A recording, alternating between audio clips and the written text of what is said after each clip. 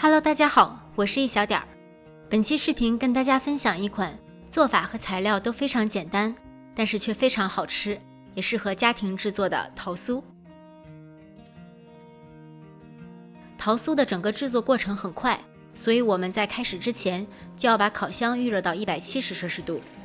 油我们可以选择家里炒菜的味道不太重的油，比如玉米油或色拉油，如果有猪油也可以用猪油。糖的量可以根据自己的口味稍作增减，再加入少许盐。量比较小的粉类可以用2勺称量，避免因为厨房秤不够灵敏而称多了。搅匀，糖没有完全融化也没关系。准备20颗蛋黄，大约是1个大鸡蛋的蛋黄的量，因为我们一会儿需要用蛋黄来刷桃酥表面，为了不用再打1颗鸡蛋，我们可以从中取出5颗蛋黄，用于一会儿刷表面。然后缺少的重量用1点鸡蛋清补齐就可以了。只要凑够总共20克，以蛋黄为主的蛋液就可以，里面掺少许蛋清也没关系。把这20克蛋液加入到刚才的油中，搅拌均匀。面粉推荐使用低筋面粉，做出来口感更酥脆。如果没有低筋面粉，可以用家中普通的中筋面粉，但是口感会没有那么酥。加入少许泡打粉。粉类倒在粉筛中，先稍微给它混合一下，避免泡打粉分布不均匀，然后再筛入到碗中。用刮刀将所有材料拌匀。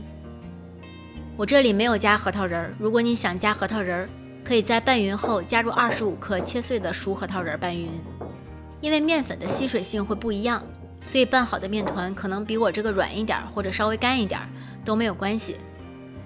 将面团平均分成8份。不加核桃仁的话，每份大概32克，可以像我这样在厨房秤上清零后称量。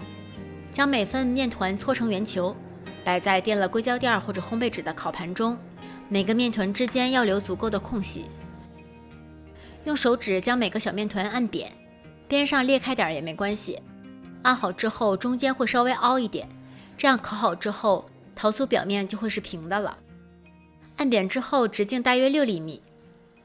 用毛刷刷上我们之前预留出来的蛋黄液，刷子在碗边刮一下，这样刷得更均匀。用蛋黄上色会比全蛋液更漂亮。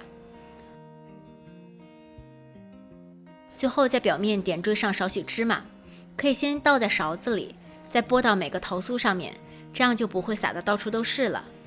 用手指把芝麻稍微铺平。将桃酥放到预热好的烤箱中层，烤18到22分钟。具体放哪一层可以根据自己的烤箱状况来调节，如果底火比较强，就可以往上面一点放，反之亦然。最后几分钟，当看到桃酥表面金黄的时候，就可以出炉了。刚出炉的桃酥表面是有点软的，容易碎掉，先不要去碰它。等晾到表面不烫手了，再转移到网架上彻底晾凉。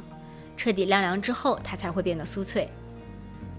这个桃酥的配方我尝试和调整过很多次，最终得出这个我自己最满意的口感和味道。它咬上去是脆的，而吃到嘴里是酥的。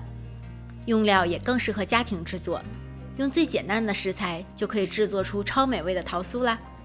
谢谢大家的收看，如果你喜欢这个视频，请不要忘记帮它投币、点赞、转发、收藏，同时不要忘记关注我的频道哦。我是小点儿，我们下期再见。